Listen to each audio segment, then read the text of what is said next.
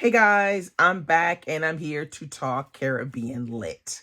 So, June is around the corner. I thought, why not come back with some of my faves, but also with some of my possible TBR picks to read the month of June. So, June is Caribbean Heritage Month. I love Caribbean Heritage Month because I really love Caribbean writing, and I always, want to read something, even if I only get to read one book. Your girl is going to read something. This year I'm going to try to do a little bit better if possible. Maybe read 2 or 3. I have a couple here that I want to choose from, but who knows? It could be some off of this or some of the ones. As you can see here, this is a picture of my Caribbean section of my bookshelves. Probably missing a couple of books here and there, but for the most part, they are here. Firstly, I want to talk about some of the things that you can look out for Caribbean Month. The first one I want to talk about, you can follow here on YouTube, and that is Caribathon.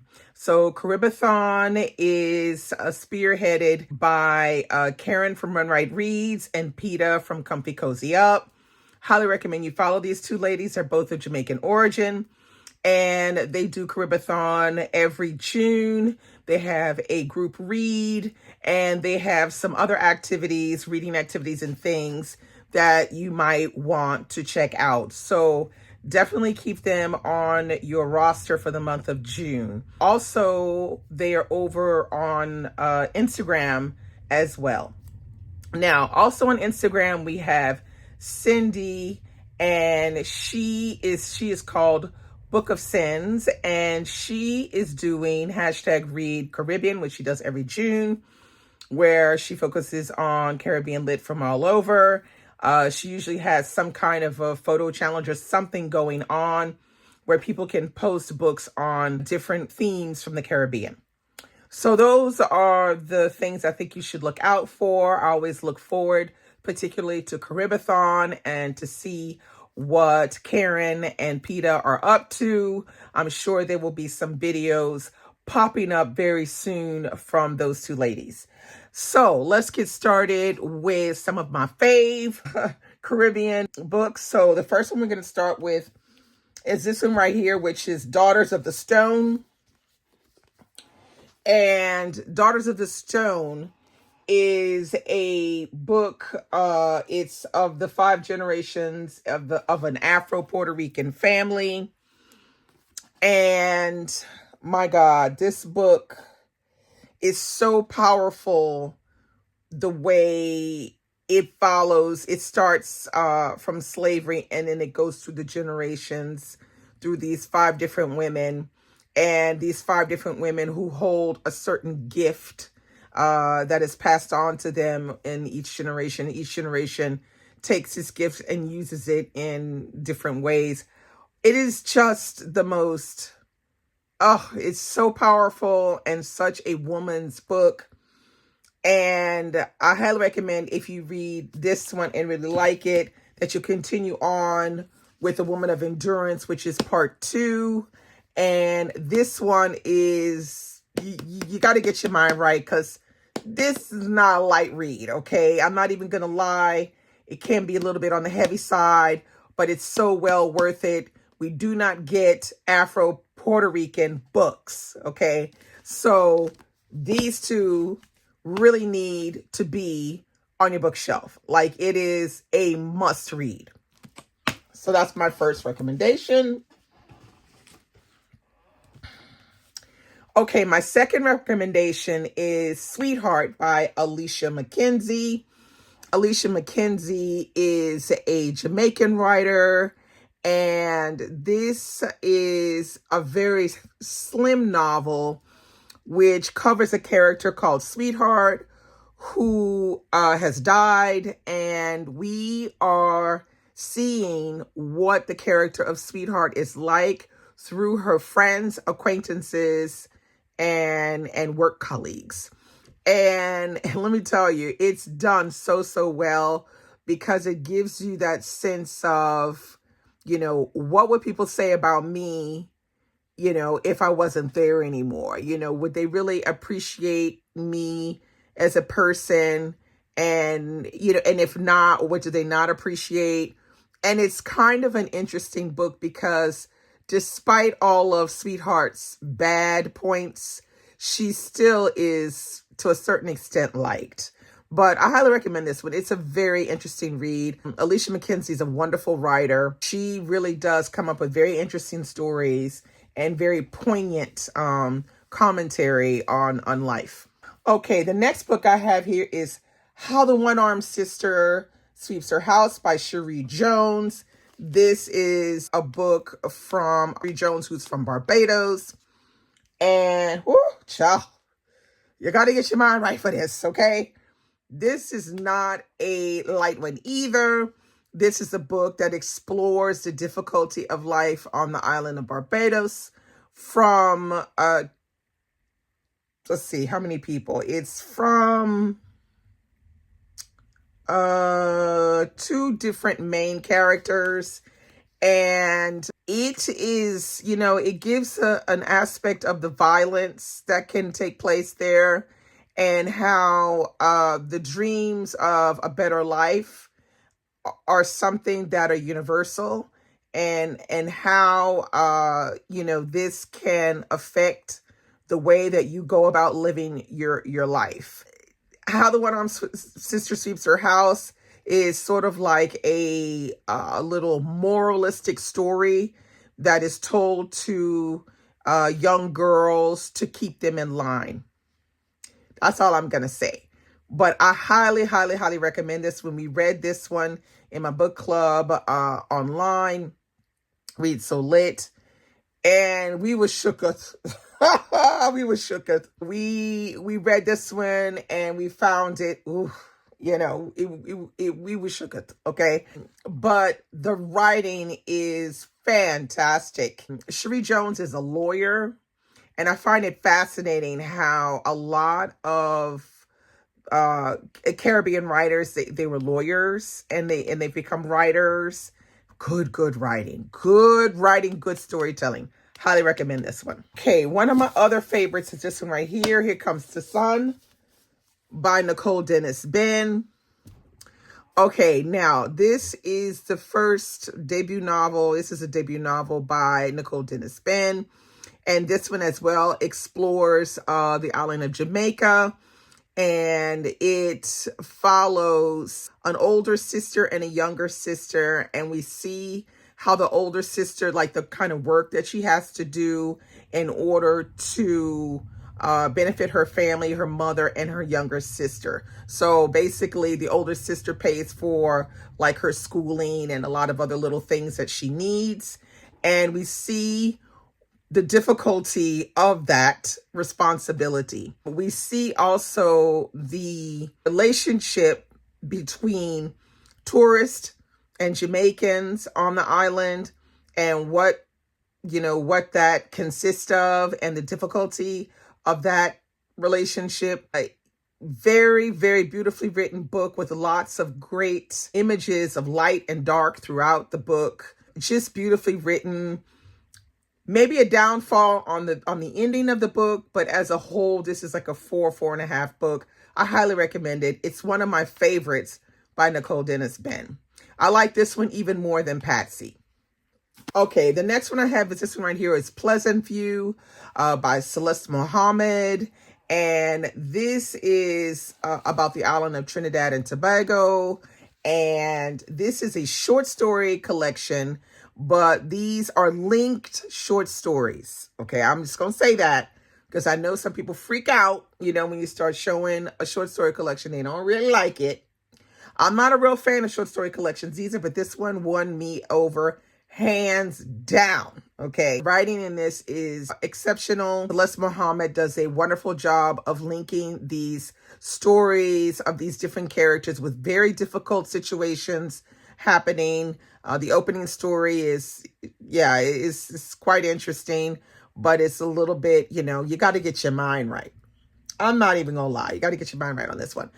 But I really enjoyed how she makes the reader plunge into the lives of these characters and how she really does let us relive it with them and understand really where they're coming from and the difficulty of their situations. It's a wonderful short story collection, wonderful for a book club discussion as well. Highly recommend Pleasant View by Celeste Muhammad. And I think Celeste Muhammad has a new book coming out very soon. Last but not least, we have The Book of Night Women by Marlon James. Oh my God, I absolutely love this book. So this is also, Marlon James is a Jamaican writer, and this takes place on an island in the Caribbean. It's not necessarily Jamaica. It's an island in the Caribbean. And it follows a young slave girl, and she is kind of left on her own.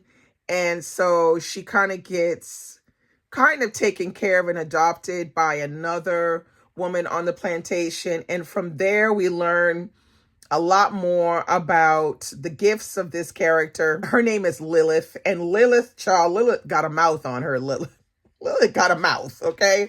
But she is quite the character, and we see Lilith kind of grow up, and we see with the gift that she has and living on the plantation and all the things that she goes through, how things actually come to a head.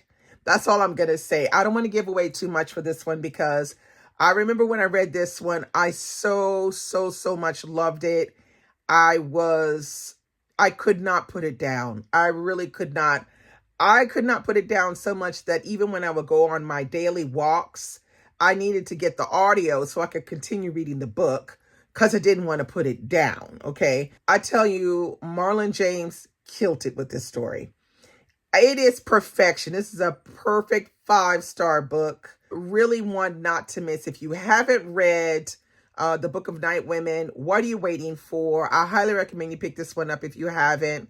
You will not be disappointed. Excellent read. Okay.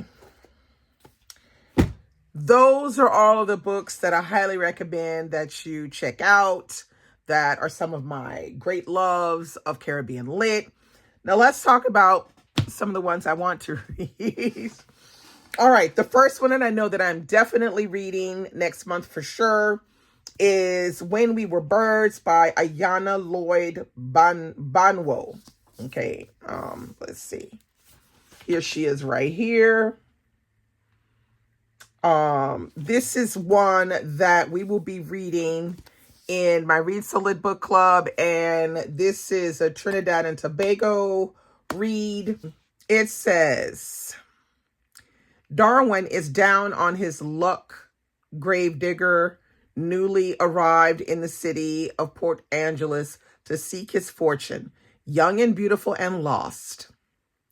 Estranged from his mother and the Rastafari faith she taught him, he is convinced that the father he never met is waiting for him somewhere amid these bustling streets. Meanwhile, in an old house on a hill where the city meets the rainforest, Yejide's mother is dying, and she leaves behind a legacy that now passes to Yejide, the power to speak to the dead. The women of Yejide's family are human, but also not descended from Corbeau, the blackbirds that fly east at sunset, taking with them the souls of the dead. Okay, this one I have a feeling is going to be very interesting. I can see that it's going to be full of colorful images, maybe sad, but also happy, hopefully. I can't wait till we get to this to discuss it. I think we're really going to like this one. So this is one that I'm sure to read, for sure. Now, this is one that I had on my list since it came out. Wait, when did this one came? I think this one came out in 2024. No, 2022, I think it was. Yeah, this one came out in 2022. This is Hungry Ghost by Kevin Gerard Hussein. This came out in 2022. And I purchased it right away and have not gotten a chance to read it. But I am kind of leaning towards definitely reading this one because it's just been eating me up that I haven't read this one yet. It says 1940s rural Trinidad. On a hill overlooking Belle Village sits the Changor farm, where Dalton and Marley Changor live in luxury unrecognizable to those who reside in the farm's shadow. Down below by the river is the barrack, a ramshackle building of wood and tin, divided into rooms occupied by whole families. Among these families are the Sarups, Hans and Shweta and their son Krishna, whose lives are shaped by backbreaking work, poverty, and devotion to faith. When Dalton Chongor goes missing and Marley's safety is compromised, farmland Hans is offered a generous payment to move to the farm as watchman. It's a proposition he can't refuse. But as the mystery of Dalton's disappearance unfolds, their lives become dangerously entwined, and the small community altered forever. So it says Hungry Ghost is a mesmerizing novel about family and class, love and violence, rooted in the wild and pastoral landscape of colonial central Trinidad. Come on, y'all. This one right here. All right, now the next book I'm seriously thinking about reading is this one. It's called River Sing Me Home by Eleanor Sharir. I think that's pronounced correctly, Sharir. Let's see. Here she is right here. Sharir. Now, this one says, Mary Grace, Micah, Thomas Augustus, Cherry Jane, and Mercy. These are the names of her children, the 5 who survived, only to be sold to other plantations. Their faces Rachel cannot forget. It's 1834, and the law says her people are now free. But for Rachel, freedom means finding her children, even if the truth is more than she can bear. With fear snapping at her heels, Rachel keeps moving. From sunrise to sunset, through the cane fields of Barbados to the forests of British Guyana, and on to Trinidad to the dangerous river and the open sea. Only once she knows their stories can she rest. Only then can she finally find home. So this right here. I should have read this when it came out, when I bought it. Let's see, this one came out in 2023. There we go. And I have this one right here, which is The House of Plain Truth. This is by Donna Hemmons. And I think she's Jamaican. Here she is right here. If you can see her. There she is right there. Okay, now, this one says, when Pearline receives grave news about her ailing father, she abruptly leaves Brooklyn for her childhood home in Jamaica. But Pearline isn't prepared for a tense reunion with her sisters or for her father's startling deathbed, wish that she repair their long broken family legacy and find the sister and 2 brothers no one has seen in more than 50 years. Moving through time and place, from modern-day Brooklyn and Montego Bay to 1930s Havana and back again, The House of Plain Truth is a journey through generational secrets and a family coming to terms with its past. Inspired by the author's own history, this soulful novel explores a fascinating story of immigration, divided loyalties, and what one woman must sacrifice in her attempt to find home. So yeah, this is another one that I could definitely pick up next month. Okay, now the last one on my list is this one right here, which is Book of the Little Axe.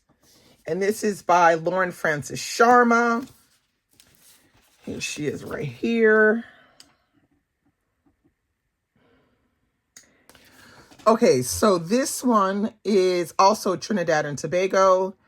And this is one that almost made it to be picked for the Read So Lit Book Club read in June, but it did not get picked. Frances Sharma wrote Till the Well Runs Dry. That was, I think, her debut novel, if I'm not mistaken.